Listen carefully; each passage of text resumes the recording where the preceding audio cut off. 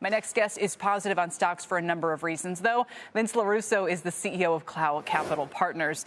Vince, you can still look through this and say we're going to have, productivity and disinflation. It's like the 1990s all over again. Well, we think it's a good environment, Kelly, for sure. I mean, we have a choice as asset managers to try to trade the social media presence of the president, to try to anticipate tariffs, whether they're meaningful, whether they're going to stick, whether they're going to be extended, and the impact of that. And we spent a fair amount of time thinking about that.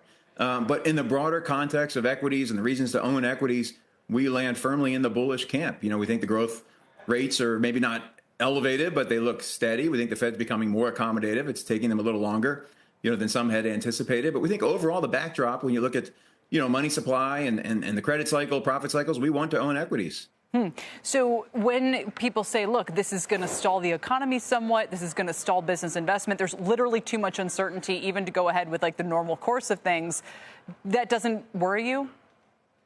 It does. So to be clear, the uncertainty does create some headwinds that we need to navigate, and it gives us the latitude as active managers to be really thoughtful about where we want our capital exposed. So, I'm glad you made that point, Kelly. So, we enter the landscape thinking there are reasons to own equities, but we think it's a particularly, interesting time to be an active manager and find the sectors and industries that have tailwinds, valuation support, generating free cash flow. But certainly the uncertainty, it usually introduces a lot of volatility. But it's our job, we think, to step back and look for valuation and opportunities. You've got gold names in here, some energy, some growers like Spotify. You've got Boeing, you've got Carnival. You got a little bit of everything. It's an eclectic portfolio. Yeah, we have a really broad mandates at Clough Capital. So cloughetfs.com, we list all of the holdings in the ETFs, and they're subject to change. But what you'll tend to find are some of the thematic exposures where we think there are opportunities. You highlighted a couple of them. Natural gas, we think in particular, LNG, the secular story there for demand for energy, partially accelerated by the need for data centers and from the technological innovations that are taking place. But even more broadly, we see a secular story for energy and cash flows that are really attractive. You mentioned Spotify and some of the technology companies. We think they have if there was a theme for them, they have a big install base. They have a significant amount of active users. They've got good balance sheets, good business models. And we're thinking a lot about how are they using AI to augment or accelerate their service? Do they have more pricing power? Are they becoming more efficient? Do the products become more sticky? I think Spotify is a good example of that. But across the portfolio, you'll see 5 or 6 holdings that really fit into that character set.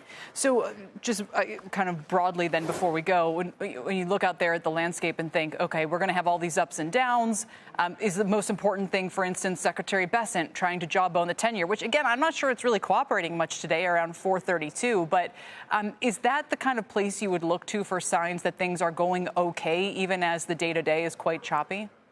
Yeah, I mean, the things that really drive our confidence in some of these investments, Kelly, is really not the jawboning or the social media tweets, right? We step back and say, look at demographics. We're as a nation, we're aging, we're saving more than we're investing. That tends to be deflationary. So we think eventually the Fed is going to become less concerned with inflation and more concerned with growth, and that makes them more accommodative.